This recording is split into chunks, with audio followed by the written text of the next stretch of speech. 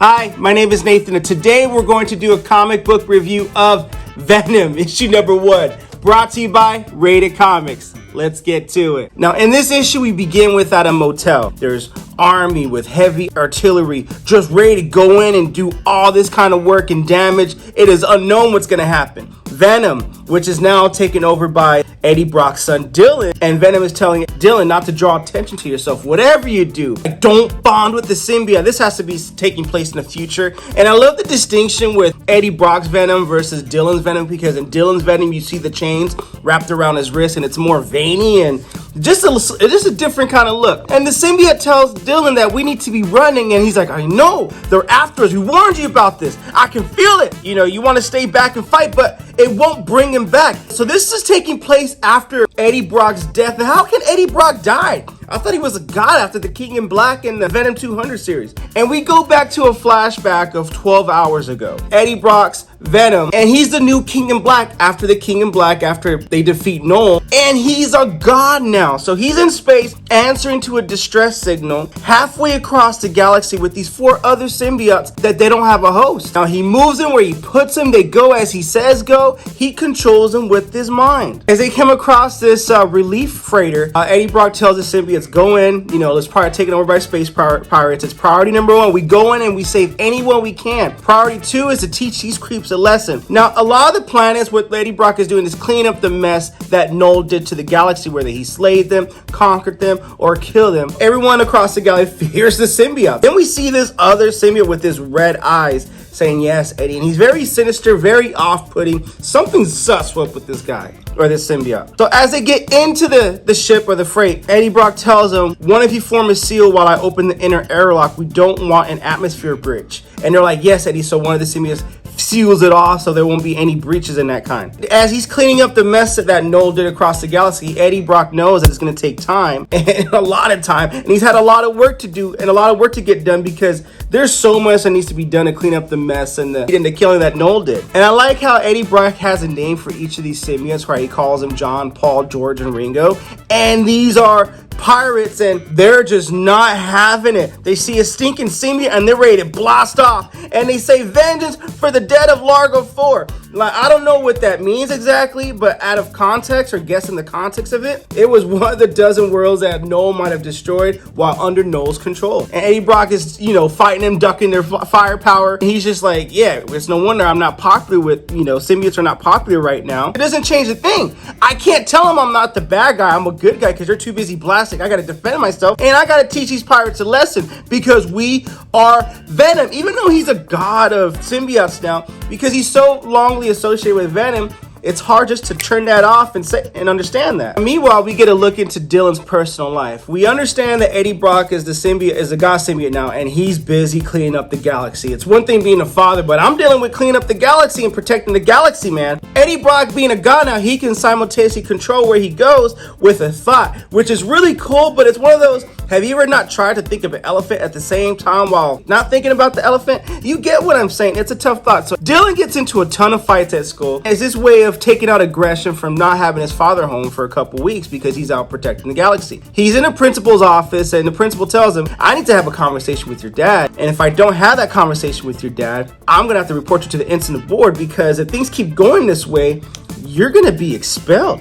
So you must ask your father to get in touch with me, Mr. Brock. And then Sleeper's like, oh, well, I see something's wrong with you on a rainy day, man. You want to talk about? No, I'm cool. It's just like, he feels abandoned, but he knows his dad has responsibilities to do. But at the same time, as a teenager, when you're going through hormones and confusion and puberty, how do you take all this in? Especially with the fact that my dad is not just dad. He's basically a symbiote god too. And Dylan's going through all this emotional turmoil, and he just tells Sleeper, you know, I'll figure it out. I'll be fine. So as Dylan gets home, you get to see how life at home is. And when there's a teenager without any parental guidance, it's gonna get messy. Pizza, the diet's for crap, and the house is unkept. He's missing his dad. And then we see this mysterious figure looking into Eddie from a distance. Eddie Brock is dealing with these pirates and going back and forth. He finally tangles them up. And as he tangles them up, it feels like he's standing on the edge of a cliff. Something's behind him, like his venom sense is going off for the first time, and he doesn't know why. He goes into George's head because George alerts him something different's going on. Eddie, help. He shifts his conscience into another symbiote, and he goes in And he's like, oh my God, he wish he hadn't seen this. And it's one of the symbiotes, Ringo, where he just massacres everyone in the escape shuttle where the crew is supposed to be evacuating. And Ringo's like, hello, Eddie. And Ringo tells him, I have a message from the future, Eddie. I want to make sure you listen. And Eddie Brock's like, who are you? Is this Null? Is this Carnage? Is this something new? What is this? And whatever it is, Eddie can't move into its mind and control it. If he can't control it, he can't stop it. And guess what? He probably doesn't even want to touch it. And then Ringo tells him, don't sit too comfortably on your throne, King in Black. Soon, it will be empty. This is not a threat, not a warning, simply a statement of fact. You will not know the day nor the hour. You won't see it coming, Eddie. So say your goodbyes. Now talk to the people you love, your son, other people. Tell them to run, tell them to hide. It won't make any difference. And the way this guy speaks is as if he's speaking like he already won. And this puts Eddie Brock into like some kind of perplexed confusion. He needs to think fast, get out of there. Someone will come soon to find the pirates and secure the cargo, but he shouldn't be here. So he tells all the symbiotes to get out. We need to get on the move. He needs to know what to do next. As Dylan's asleep at home, we see Eddie Brock telling Dylan to wake up. He wakes up and Eddie Brock tells Dylan, I need you to pack and get your things ready. Where we're going, it doesn't matter. Where's your Venom symbiote? Dylan's like, I don't know. He goes off on his own sometimes, and there haven't been any Venom sightings or brains being devoured, so I figured things are all right. I want to take a look around the house while you pack. Yeah, it is kind of sussy behavior, but that explains if that's the real Eddie Brock telling him we got to get out because he's concerned about his son. But he doesn't seem all that concerned. It just seems like he's trying to get some things like where the things are at, you know? Dylan gets another phone call, and it's his dad, and he answers. It's like, hey, Dylan, listen to me. Don't say a word. It's your dad. It's me. It's okay. Just listen. I know he's in the house with you. I want you to say, never mind, I found I was looking for, and let's go. And he's like, okay, well, what the heck is going on? But he tells him, never mind, I found what you're looking for. So he complies with his dad. And Eddie tells him, okay, that brought us some time. I need you to leave without saying goodbye. But why, Dad? It's complicated. I know you're already packed, and that's good. Get your shoes. We got to go. Go down the drain pipe outside and sneak out. Well, if you're on the phone and this other Eddie, which we can assume is a symbiote here, how do I know I can trust you? Eddie tells him, you don't know. Just trust yourself. So Dylan, siding with the dad on the phone and not the symbiote or whatever this thing is in his house. Eddie Brock tells Dylan, okay, remember, don't draw any attention to yourself. Don't get into any trouble. I know you said you haven't seen Venom, but in case you do, remember, don't bond with the symbiote. So we see Eddie Brock in this motel, and his mind is just going crazy thinking about, how is this guy from the future able to talk to me? Why was he so comfortable?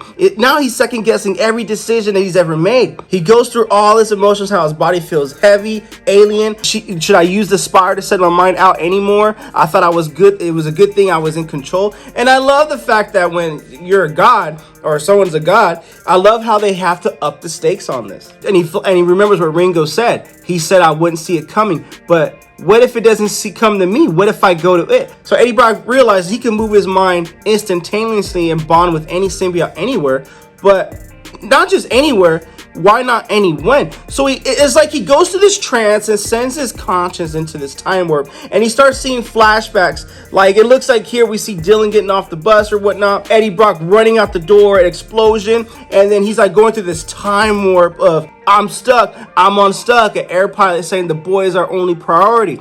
Bedlam is my name in this vicious looking red symbiote thing. And we see Ken the Conqueror here telling Eddie Brock, I tell you this as an oldest friend, Ed, you cannot win. One thing we know about Eddie Brock is you put this brother in a situation, he will fight and claw and tooth and nail his way up out of it if he could. I don't know if this is something that's going to happen as foreshadowing in future issues, or if this is just Eddie going through some kind of weird time lapse trance. So he wakes up, and when he wakes up, he saw something in there in the current events of time, something waiting for him. So Dylan calls, he picks up the call and went straight to voicemail. Dylan, it's your dad. I'm sorry, but you're in danger. But before he can even get the message across, or before Dylan can receive the voicemail, it's too late.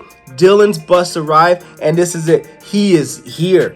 And this is the moment where it all changes. And in a single moment, we see this heavily armed military-grade helicopter launching a rocket at the hotel, instantly killing Eddie Brock in human form. And this is just bananas. What's the kid to do when he witnesses his own father getting annihilated like that? Dylan doesn't know this, but Eddie Brock's consciousness is traveling in time in a timeline, so we don't know where that's going. So that guy in the cap that was watching Dylan all along was Venom disguised in human form. And the pilot, where the pilot says the boys are only priority, that is the foreshadowing that what Eddie Brock saw in that time travel. That's what he saw the pilot saying. The boys are only priority. We have a secondary field subject.